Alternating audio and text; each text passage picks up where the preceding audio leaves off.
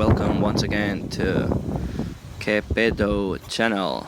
Today I'm gonna show you what's going on with the Pontiac Grand Prix 2001 3800. And well, first of all, the battery was draining, and I had to jump up. Well, yes, I got the car jumping several times until I find out what was going on.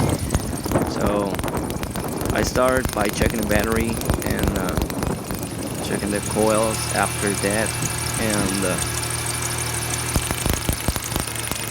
just wanted to make sure that it was nothing to do with the spark plugs or some spark plugs cords.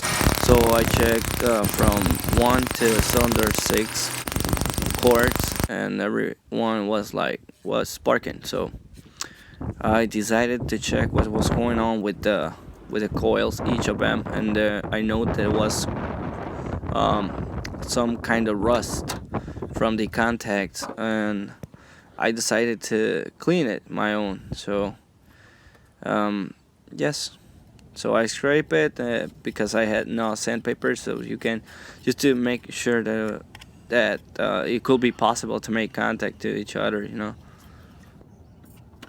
Well, when I checked the coils, I was figuring that was a mistake, because sometimes that happened to some other vehicles pieces that I've experienced on.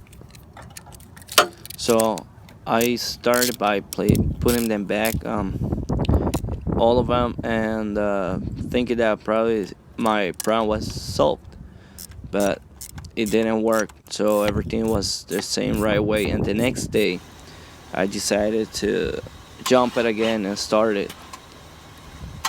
So once again I had to jump the car, and once it started I had to keep the pedal and gas, so otherwise the car will shut up, and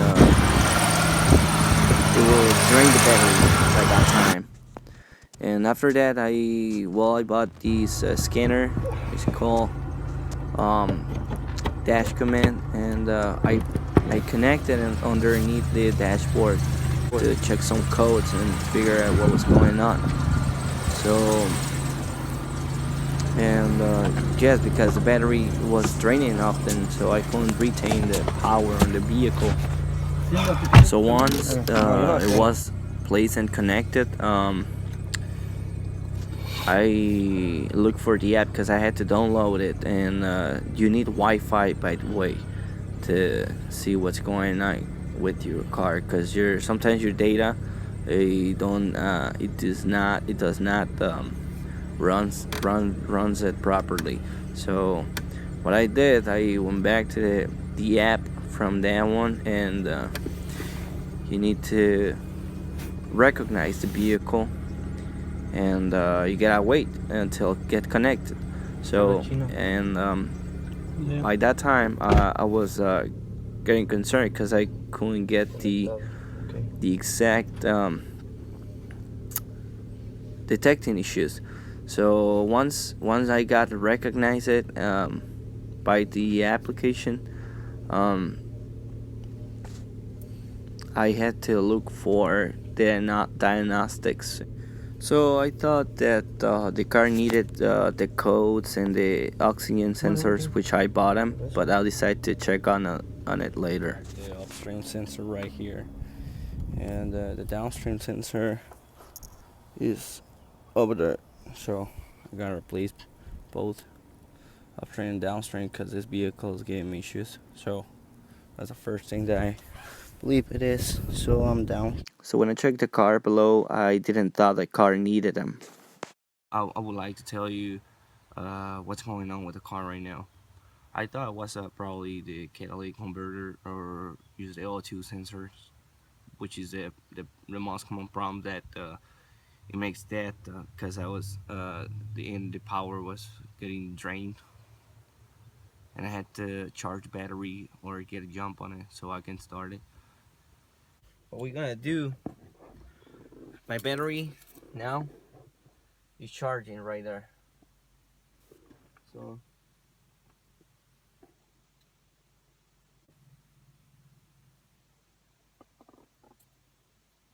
Yeah, I've seen many videos that they talk about it. We're gonna wait till charge the battery and gonna start performing this. I hope it's helpful for you, and if you like it, just share it. You see, now there's power. So I'm gonna let it sit for this occasion.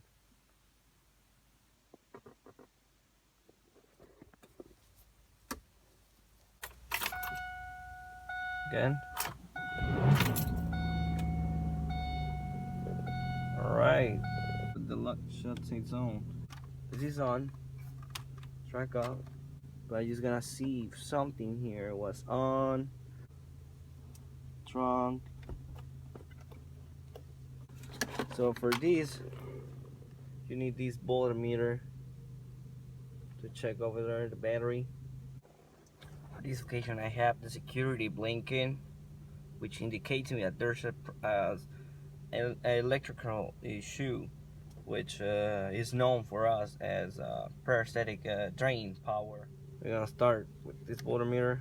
We gotta set in 10 amp, and we're gonna show you how to do this. So I connect the positive cord into the negative pole of the battery, and the negative cord to the negative cord connection to the battery, just because I don't want to damage the multimeter. And as you can see, we gotta start removing each of the fuses just to check what's going on. And yes, so we're giving try and try and more try. You gotta be patient for this. You don't want to damage your multimeter, your computer, or your car. So then after that, we had to check and search for any contact to the door for the door, because we don't want to keep moving constant power on it.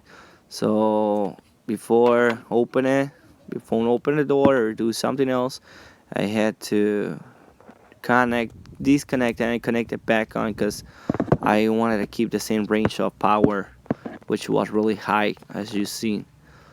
Well, I was checking each of the fuses, and I finally found the issue. It was the number 10 bolts at the internal lights, and you will see how dramatically changed the bolt. So you see how dramatically changed. So that must be under 50. And yes. So this minority part, it could be the whole damage of your car or even your computer, which is called paratistic drain. So I still have the security light on, and it might be the issue, which I'm gonna keep updating what's going on, and already order my key cylinder. So I'll keep posting video.